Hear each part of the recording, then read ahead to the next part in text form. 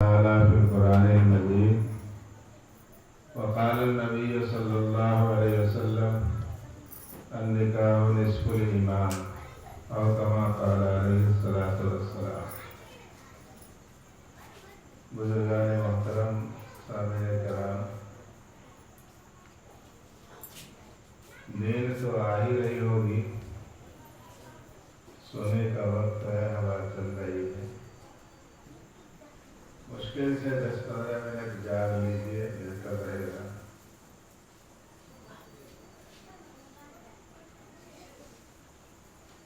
خوش نصیبی کی 3 علامت۔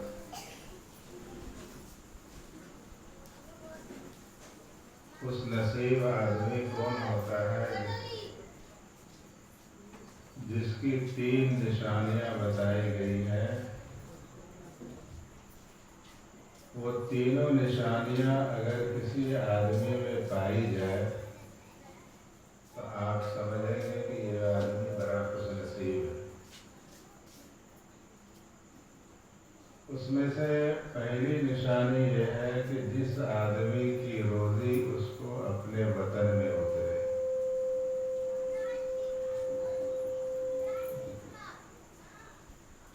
جس آدمی کی روزی اس کو اپنے وطن میں اترے، دلی، پنجاب، کلکتہ، مارا نہ پھرے، تو سمجھ جائیے کہ وہ آدمی بڑا خوش نصیب ہے۔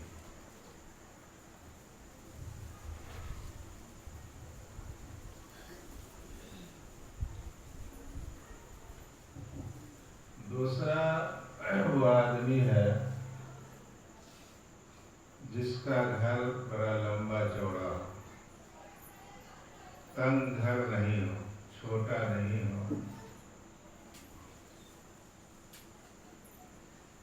اور تیسری علامت اور تیسری نشانی خوش نصیبی کی یہ ہے جس کو نیک اور صالح بیوی عطا ہو، بیوی مل جائے۔ اس لیے جب کبھی رشتہ آپ تلاشیں تو اللہ کے رسول صلی اللہ علیہ وسلم نے دینداریت کو بنیاد بنا کر کے رشتہ تلاش کرنے کا حکم دیا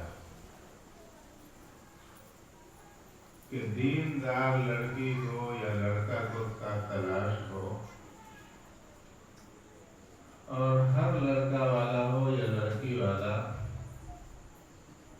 دیندار لڑکا تلاشیے گا یا دیندار لڑکی تلاشیے گا تو ہر لڑکی اور لڑکے والے کا باپ یہ چاہے گا کہ ہم اپنے بیٹے اور بیٹی کو دیندار بنائیں۔ ابھی جو بچے مدرسے میں آپ بچے کو بھیجتے ہیں، وہاں جا کر کے اگر بچے کی گنتی کی جائے تو ہر جگہ لڑکیوں کی تعداد زیادہ ہوتی ہے، لڑکے کے تعداد کم ہوتے ہیں۔ یہ اس بات کی علامت ہے کہ بڑا مسئلہ ہے لڑکی کی شادی کرنے کا، تو یہ 1 گھنٹہ، آدھا گھنٹہ، 1.5 گھنٹہ، 2 گھنٹہ بڑی مشکل سے مدرسوں میں پڑھائی ہوتی ہے اسکول کی وجہ سے، کہ اسکول اسے جانا ہے۔ اس 1.5 گھنٹے کی پڑھائی میں مقصد یہ ہوتا ہے کہ کسی طرح یہ بچہ یا بچی قرآن پڑھ لے، تاکہ جب اس کے رشتے کی بات آئی تو ہم لڑکے والے کو یہ کہہ سکیں کہ ہاں لڑکی پڑھی لکھی، قرآن شریف پڑھی ہوئی۔ مقصد یہی ہوتا ہے۔ اگر آپ ٹھنڈے دل سے غور کر کے اس بات کو سوچیں گے تو مقصد یہیں پہ جا کے رکتا ہے کہ اکثر ماں باپ کی نیت یہ ہوتی ہے کہ کوئی لڑکا والا اگر تلاش کرنے آئے گا تو پڑھی لکھی لڑکی تلاش کرے گا، تاکہ اس کو ہم یہ کہہ سکیں کہ ہاں لڑکی پڑھی لکھی ہے، قرآن شریف جانتی۔ यही नियत होती है और दूसरा कोई नियत नहीं होता। और अगर आप अपनी बेटी को दीनदार बना करके अपने दामाद के हवाले कर रहे हैं तो खुशनसीबी की जो एक अलामत है कि खुशनसीब आदमी वो है जिसकी बीवी नेक हो, साले हो, दीनदार हो। तो आप अपने दामाद को खुशनसीब बना रहे हैं। अल्लाह के रसूल सल्लल्लाहु अलैहि वसल्लम के फरमान के मुताबिक आप अपनी बच्ची की सही तालीम और तरबियत करके दूसरे के हवाले किया है तो ये गया वो खुशनसीब आदमी वो है जिसकी बीवी नेक और साले हो, दीनदार हो। तो वो आदमी बड़ा खुशनसीब होता है। अब हम अपने माशरे का जायजा लिया जाए तो ये निकाह का जो अमल कल होने वाला है और आए दिन होता भी रहता है, ये एक माँ बाप की जिम्मेदारियों में से आखिरी जिम्मेदारी है कि माँ बाप अपनी औलाद की शादी करे। लेकिन शादी के लिए ये शर्त लगाया गया है कि दीनदारियत को बुनियाद बनाओ और दीन के तरीके पे शादी करो। एक इंसान चाहे लड़की हो या लड़का हो, अगर देखा जाए तो पैदा होने से लेके मरने के वक्त तक उस आदमी के साथ जो जो तकरीबात की जाती है, जो जो रस्में निभाया जाता है, सारे रस्मों के निभाने में शरीयत का क्या शरीयत किस तरह कहता है अमल करने के लिए और उस पर हम सब अमल किस तरह कर रहे हैं। मिसाल के तौर पे लंबी बातें तो करनी नहीं है। आपके घर में एक बच्चा पैदा होता है, शरीयत का हुक्म यह है कि उस बच्चे का 7वें दिन अच्छा नाम रखो और उसको अच्छे कपड़ा पहनाओ, साफ सुथरा करो, तहनीक करो कि या तो शहद ले करके उसके तालू में सटा दो या किस छुहारे को किसी नेक और साले आदमी से जा करके और उसे वो चबा करके थोड़ा सा हिस्सा आपको देंगे, आप उसके तालू में सटा दीजिए, उसके सर को छिला दीजिए। अल्लाह अगर आपको तौफीक दे तो उसी दिन अकीका कर दीजिए। और अगर कोई लड़का अगर है और तंदुरुस्त है तो उसी दिन खतना भी कर दीजिए, क्योंकि खतना का मसला ये है कि कम उम्री के आलम में आप बच्चे को खतना करेंगे तो जितना कम उम्र में आप खतना करेंगे बच्चे को उतना कम तकलीफ होगी, और जितना उसको उम्र बढ़ा करके खतना करेंगे तो आदमी की उम्र बढ़ती है तो चमड़े भी मोटे होते हैं, और जब खतना करने का वक्त आता है तो तकलीफ में इजाफा हो जाता है।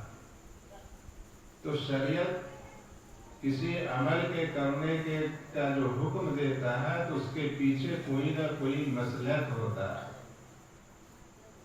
तो अगर बच्चा सही तंदुरुस्त है, इस लायक है, तो आपको खतना करने का हुक्म भी दिया गया। अगर बच्चा कमजोर है तो रियायत की गई है कि उसके जिस्म में ताकत आने दीजिए, तब जा करके कीजिए। लेकिन कोशिश ये कीजिए कि जितना जल्द मुमकिन हो सके आप उसे खतना कर दीजिए। अगर आप देर लगाते हैं उसके चमड़े मोटे होंगे, तकलीफ ज़्यादा होगी, जख्म ज़्यादा दिन तक रहेगा, तो जितनी तकलीफ होगी और जितना आपने देर किया है उसका गुनाह उसके माँ बाप को होगा। अगर बच्चे के खतना करने में आपने देर किया है और तकलीफ बच्चे के होगी, गुनाह माँ बाप को होगा। शरीयत का ये हुक्म सीधा साधा हुक्म है। ایسے موقع پہ اگر دیکھا جائے تو شریعت کا یہ حکم ہے کہ سر چلا دو، کپڑے پہنا دو، نہلا دو، دھلا دو، اللہ نے توفیق دی تو عقیقہ کرا دو، اور یہ سب کام 7ویں دن کرو، 6ٹھے دن نہیں۔ اور چھٹیار کا جو لفظ استعمال ہوتا ہے وہ ایک مکروہ لفظ ہے کہ آپ بھی استعمال نہیں کیجیے اور اپنی عورتوں کو بھی استعمال نہیں کرنے دیجیے۔ اور جب کبھی یہ لفظ کوئی کہہ دے کہ میرے گھر میں بچے کا چھٹیار ہے، فوراً اسے ٹوک دیجیے کہ یہ 6ٹھی نہیں 7ویں، فوراً اسے اصلاح کر دیجیے۔ اور 2-4-10 مرتبہ آپ اصلاح کر دیں گے تو انشاءاللہ رفتہ رفتہ یہ ماحول بن جائے گا، اور 6ٹھی کے بجائے، چھٹیار کے بجائے 7ویں کرنے لگے گا۔ شریعت کا اصول ہے 7ویں دن، اور ہمارے غیر مسلم بھائیوں کا طریقہ ہے 6ٹھے دن۔ اگر وہی طریقہ ہم بھی اپنائیں، وہی لفظ ہم بھی استعمال کریں، تو پھر ہم میں اور ان میں کوئی فرق نہیں رہ جائے گا۔ یہ ایک مشابہت ہے غیروں کا، من تشبہ بقوم فہو منہم، اس کی مشابہت اختیار کرے گا تو ہمارا حشر بھی قیامت میں اسی کے ساتھ ہوگا۔ یہ طریقہ شریعت کا ہے۔ ایسے موقع پہ ہم اور آپ یہ کرتے ہیں کہ ہمارے گھر میں بچے پیدا ہوتے ہیں تو عام طور پہ آپ دیکھے ہوں گے کہ لوگوں کو دعوت دی جاتی ہے، میلاد کرایا جاتا ہے، کھانا کھلایا جاتا ہے، اور عقیقہ کرنے کا شریعت نے حکم دیا، اور عقیقہ نہیں کر کے آپ اس سے زیادہ خرچ کر ڈالتے ہیں لوگوں کو دعوت دے کر کے۔ اگر تھوڑا کمی زیادتی کے ساتھ شریعت کے حکم پر عمل کرتے ہوئے عقیقہ کر لیتے ہیں تو اس بچے پر سے الا بلا ٹل جائے گا، آنے والی مصیبت کو اللہ اوپر ہی روک لیں گے۔ یہ شریعت کا حکم ہے۔ لیکن اگر آپ لوگوں کو دعوت دے کر کے کھانا کھلا دیتے ہیں تو یہ بدعت ہے، اور آپ اپنے آپ کو یہ سمجھیں گے کہ ہم اچھا کام کر رہے ہیں، شاید یہ بھی گمان ہو کہ اس پر ہمیں ثواب ملے گا، لیکن آپ کو ایسے کھانے پر ثواب کے بجائے گناہ ہوگا، اور آپ اسے گناہ نہیں سمجھتے۔ یہ طریقہ، یہ تقریبات ہے ایک بچے کی پیدائش۔ آگے اگر عقیقہ کا مسئلہ دیکھیے تو آئے دن آپ عقیقہ کرتے ہیں۔ شریعت کا اصول ہے، قربانی کا جو مسئلہ ہے وہ عقیقہ کا ہے کہ گوشت کا 3 حصہ کیجیے، ایک غریب کا، ایک اپنے کا، ایک اپنے دوست احباب کا۔ قربانی کا حکم ہے۔ آپ ہر عقیقے میں جائزہ لیجیے تو عقیقہ کرتا ہے بچے کا، اور اس میں غریبوں کا حصہ مار دیتا ہے۔ شریعت نے غریب کا حصہ رکھا، آپ اس غریب کا حصہ مار کر کے خود کھاتے ہیں یا آپ جس کو چاہتے کھلا دیتے ہیں۔ بعض جگہوں پہ ایسا بھی دیکھا گیا، قربانی کے بارے میں، قربانی کو میں نے اپنی نظروں سے دیکھا کہ میں نے قربانی کیا اور سارا گوشت اپنے گھر میں رکھ لیا۔ نیت اتنی گڑبڑ ہے، جب تک حق والوں کا حق نہیں پہنچایا جائے اس وقت تک وہ چیزیں درست نہیں ہوتی ہیں۔ شریعت نے متعین کر دیا ہے، شریعت کے متعین کردہ سامانوں میں سے آپ کو یہ کوئی حق نہیں بنتا ہے کہ آپ کسی کا حق کو دبا لیں۔ اگر آپ دباتے ہیں تو آپ کی نیت درست نہیں ہے، اور وہ چیزیں اس سے جو نفع حاصل ہونے والا ہے وہ نفع آپ کو نہیں ملے گا۔ تو اس طرح سے موقع پہ تقریبات ہوتی ہے تو اس میں بھی آدمی غلط کرتا ہے۔ شادی بیاہ کا مسئلہ ہے۔ شادی بیاہ اگر نبی کریم صلی اللہ علیہ وسلم کی شادی کو دیکھا جائے اور اس شادی سے ہم اپنی شادی کو اگر ملاتے ہیں تو لوگ یہ کہتا ہے کہ زمین آسمان کا فرق ہوتا ہے۔ میں تو یہ کہتا ہوں کہ 7 زمین اور 7 آسمان کا فرق نظر آئے گا۔ حضور نے اپنی بیٹی کی شادی کی قصہ مشہور ہے حضرت فاطمہ رضی اللہ تعالیٰ عنہا کا۔ بہت جگہ سے پیغام آیا، ابھی اس زمانے میں لڑکی لوگ تلاش کیا کرتے تھے، ابھی تو ہم لوگ لڑکا تلاش کرتے ہیں۔ بہت پیغام آیا، حضور چپ رہے، کوئی جواب نہیں دی۔ حضرت علی رضی اللہ تعالیٰ عنہ کا پیغام آیا کہ میں فاطمہ سے نکاح کرنا چاہتا ہوں، تو آپ نے ہاں بھر دی کہ ٹھیک ہے، نکاح کرنا چاہتے ہو جائے گا، لیکن تمہارے پاس فاطمہ کے نکاح میں جو مہر باندھا جائے گا، اس مہر کے ادا کرنے کے لیے تمہارے پاس روپیہ پیسہ ہے؟ تو انہوں نے فرمایا کہ روپیہ تو نہیں۔ تو حضور نے فرمایا کہ تمہارے پاس ایک زرہ ہے، زرہ کہتے ہیں لڑائی کے میدان میں لوہے کا ہوتا ہے، وہ دشمنوں کے حملے سے بچنے کے لیے پہنا جاتا ہے۔ تو حضور صلی اللہ علیہ وسلم نے فرمایا تمہارے پاس زرہ ہے، کہاں ہے؟ کہا جاؤ اس کو مدینے کے بازار میں بیچ دو اور اس سے اپنے بیوی کا مہر ادا کرنا۔ وہ گئے، بیچ کر کے لائے اور اپنے بیوی کا مہر ادا کرنے کا اپنے پاس روپیہ جمع کر لیے۔ حضور اکرم صلی اللہ علیہ وسلم نے چند صحابہ کرام کو خبر دی اور ساتھ جمع ہو گئے، نکاح آپ نے پڑھا دیا۔ پھر شام ہوا تو آپ اپنے دایا حضرت ام ایمن کو حکم دیا کہ جاؤ فاطمہ کو علی کے گھر پہنچا دو، شادی ہو گئی۔ یہ مختصر سے واقعہ ہے۔ اگر اس شادی سے ہم اپنے بیٹی یا بیٹی کی شادی کو تولے میں دیکھیں گے تو بہت فرق نظر آئے گا، جبکہ ہمارے اوپر یہ ذمہ داری ہے کہ نبی کریم صلی اللہ علیہ وسلم کی ایک ایک سنت ہماری زندگی کا عمل ہونا چاہیے، کیونکہ سنت کو ہم زندہ کریں۔ تو حضور اکرم صلی اللہ علیہ وسلم نے اپنی بیٹی کی جس طرح شادیاں کی، تو اگر اللہ نے 2-4 اولاد دی ہو تو مناسب تو یہ تھا کہ ہر اولاد کی شادی کے وقت نبی کریم صلی اللہ علیہ وسلم کی سنت کو زندہ کیا جائے۔ لیکن اگر آپ کرنا بھی چاہیں گے تو یہ سماج، یہ معاشرہ آپ کو کرنے نہیں دے گا، یہ کرنے نہیں دے گا۔ اور اگر آپ سچے مومن ہیں اور سنت پر عمل کرنے کی نیت کر لی ہے اور یہ ٹھان لیا ہے کہ دنیا ناراض ہو جائے مجھے اس کی کوئی پرواہ نہیں، اللہ خوش ہو جائے، تو یہی میرے لیے ساری چیزیں ہیں، تو آپ بے پرواہ ہو کر کے سنت پر عمل کر سکتے ہیں۔ اور بہت ساری ٹھوکریں آئیں گی، کیونکہ ہمارے معاشرے میں جو رواج چل گیا، اگر آپ دعوت نہیں دیں گے تو لوگ ناراض ہو جائیں، لوگ آپ کی شکایت کریں گے، لوگ آپ کو برا بھلا کہیں گے، لوگ آپ کو برا بھلا بھی کہیں گے۔ تو یہ تانے آپ کو سننے پڑیں گے، لیکن دل کے اندر ٹھان لیا جائے کہ ہمیں سنت پر عمل کرنا ہے، تو آپ اللہ کو راضی اور خوش کرنے کے لیے عمل کر لیں گے۔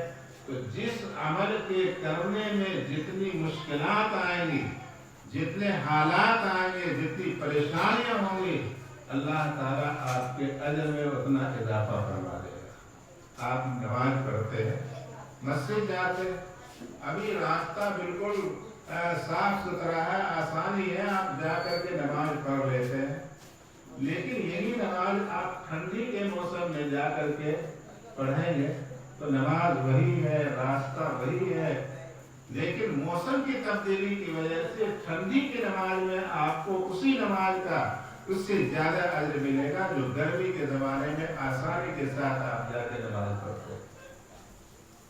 اگر کیچڑ ہو، موسم بارش کا ہے، جانے میں جتنی پریشانیاں ہوں گی اللہ تعالیٰ اس میں زیادہ اجر دے گا۔ تو اگر ان مشکلات کا سامنا کرتے ہوئے نبی کریم صلی اللہ علیہ وسلم کی سنت پر عمل کریں گے تو اللہ تعالیٰ اس پر اور زیادہ اجر دیں گے۔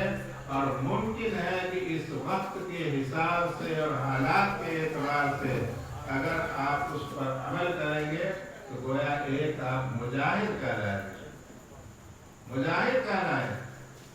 اور اگر آپ یہ نہیں کر سکتے ہیں تو میں بارہا کہا کرتا ہوں کہ اگر اللہ نے آپ کو 2 4 5 6 7 8 جو بھی اولاد دی ہو، بیٹا ہو بیٹی ہو، तो कम से कम जिस तरह हुक्म ये है कि अगर 2, 4, 5, 6 औलाद है तो उसमें कम से कम एक को आलिम बनाओ, एक को आलिम बना दो, ताकि मरते वक्त तुम्हारा जनाजा तो कम से कम पढ़ सके।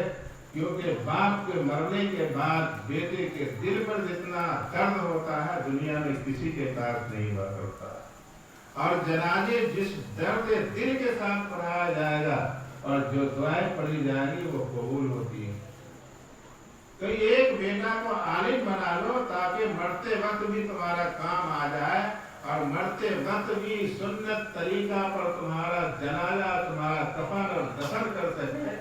क्योंकि कफन और दफन आदमी जब मर जाता है तो मरते वक्त भी आदमी उसमें रस्म रिवाज को ले आता है, बिदअत को घुसा देता है, सुन्नत को दूर कर देता है।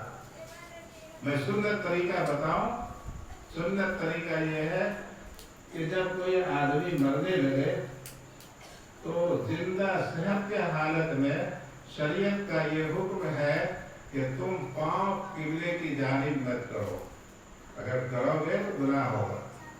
लेकिन मरते वक्त ये हुक्म दिया है कि कोई मरने लगे, नजा की हालत में हो, सांस तेजी से चलने लगे, जिसको हम और आप कहते हैं कि उल्टा सांस चल रहा, उनको जगा दीजिए, हो गया, खत्म हो गया।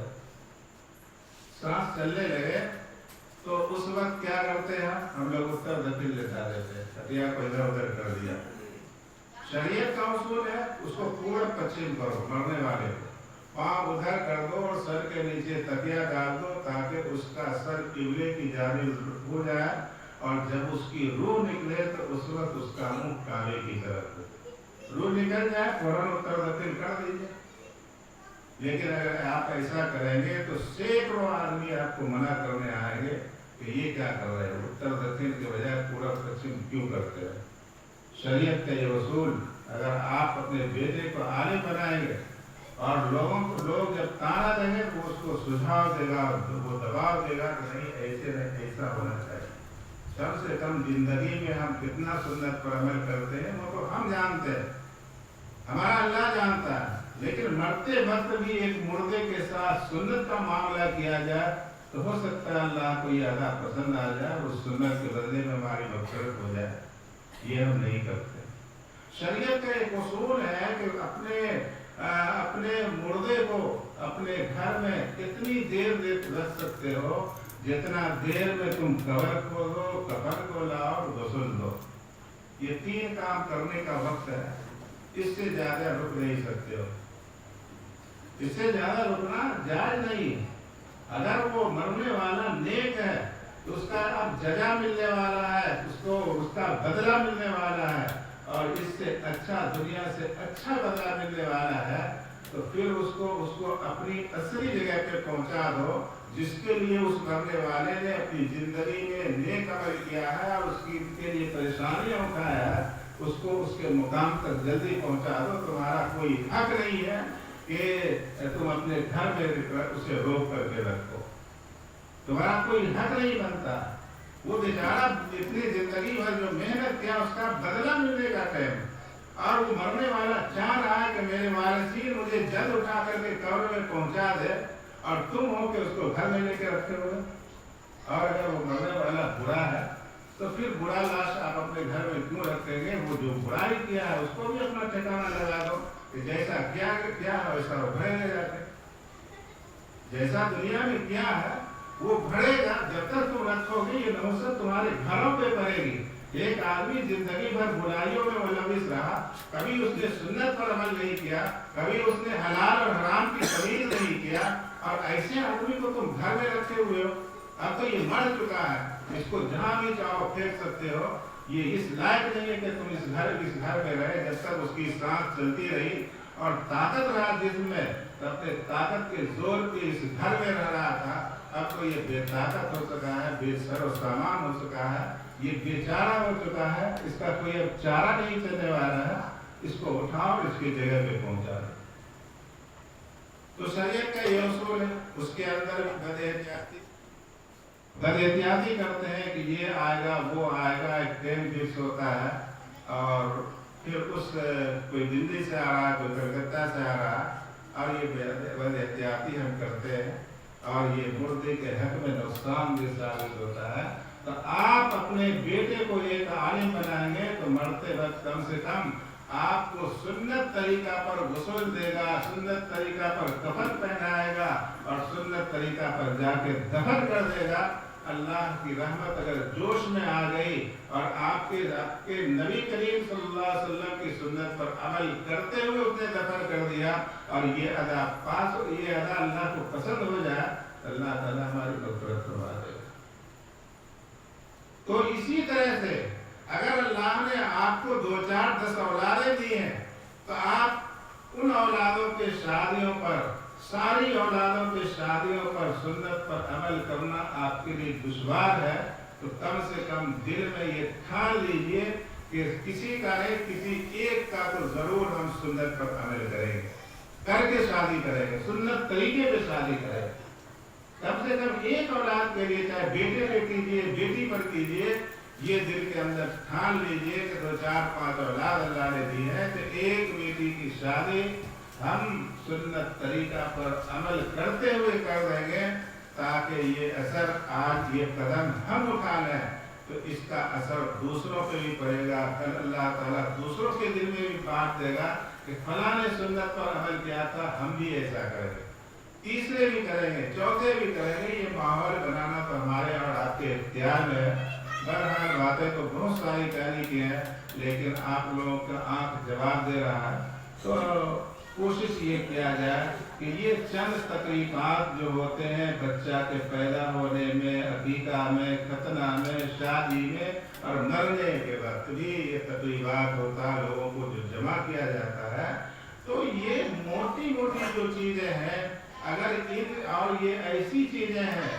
جو علن اعلان کیا جاتا ہے، لوگوں کو جمع کر کے کیا جاتا ہے، تو لوگوں کے جمع کرنے کے بعد اگر اس سنت پر عمل کریں گے تو اس کے ہمارے ماحول اور معاشرے میں بہتری پیدا ہوگی، اور اگر غلط کام کریں گے تو لوگ ہم سے غلط تاثر لے کر کے جائیں گے، اور ممکن ہے کہ اگر آپ کو غلط کام کرتے ہوئے دیکھ کر کے وہ آدمی آپ کی مجلس سے جائے گا اور آپ ہی کے طرز عمل پر وہ بھی عمل کرے گا، تو وہ گناہ بھی آپ کے ہی سر ہوگا، کیونکہ حدیث میں فرمایا گیا کہ اگر کسی نے نیکی کا بیج بویا تو اس نیکی کا اثر بھی اس کے ساتھ پشتوں تک جاتا، اور کسی نے برائی کی بیج ڈالا تو اس برائی کا بھی اثر اس کے ساتھ پشتوں تک جاتا، کہ کوئی نہ کوئی اس میں ضرور ملوث ہو جائے گا۔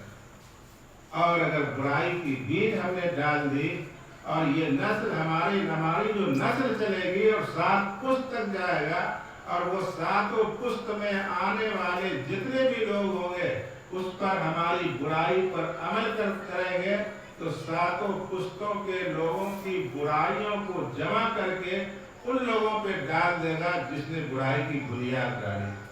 جیسے آپ نے سنا ہوگا کہ حضرت آدم علیہ السلام کے بیٹے حابیل اور قابیل نے حابیل کو قتل کر دیا۔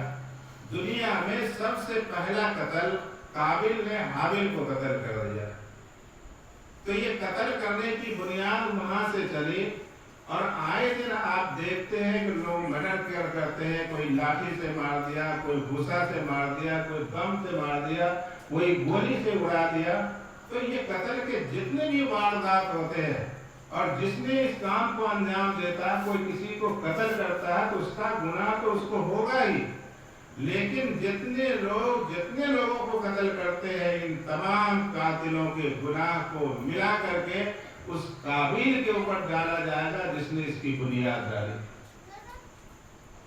جس نے قتل کی بنیاد ڈالی۔ اس لیے میرے بھائیوں، اپنے گھر کے معاشرے کو درست کیجیے، سنت کو زندہ کیجیے، تاکہ ہمارے معاشرے کے اس کے اچھے اثرات جائیں، اور جتنے لوگ اس سنت پر عمل کریں گے سارے لوگوں کے ملا کر کے وہ نیکیاں ہمیں بھی ملیں گی اور اس کا فائدہ ہمیں بھی ہوگی۔ اس لیے میں آخری گزارش یہ کر رہا ہوں کہ اگر اللہ نے اولادیں دی ہیں تو کم سے کم ایک اولاد کو سنت کے مطابق شادی کرنے کا دل میں ارادہ کر کے، نیت کر کے یا ٹھان کر کے یہاں سے اٹھیے کہ انشاءاللہ جو بچے یا بچیاں ہماری بچی ہوئی ہیں، جب شادی کرنے کا موقع آئے گا تو میں ضرور سنت پر عمل کرتے ہوئے اپنے بیٹے اور بیٹی کی شادی کریں گے۔ اور آپ یہ صحیح ارادہ لے کر کے آپ اٹھیں گے اور نیت کر کے اٹھیں گے تو انما الاعمال بالنیات، نیت کے اوپر سارے عمل کا دار و مدار ہے۔ اسی نیت کی بنیاد پر اللہ کی طرف سے یہ فیصلہ آئے گا اور وہ چیزیں مہیا کر دیں گے کہ آپ کے لیے اس سنت پر عمل کرنا آسان ہو جائے گا۔ اللہ تعالیٰ سے دعا کیجیے، اللہ تبارک و تعالیٰ ہم تمام مسلمان مرد کو بھی، عورت کو، بوڑھے کو، بچے کو نبی کریم صلی اللہ علیہ وسلم کی سنت پر عمل کی توفیق عطا فرمائے۔ آمین۔ وآخر دعوانا الحمد للہ رب العالمین۔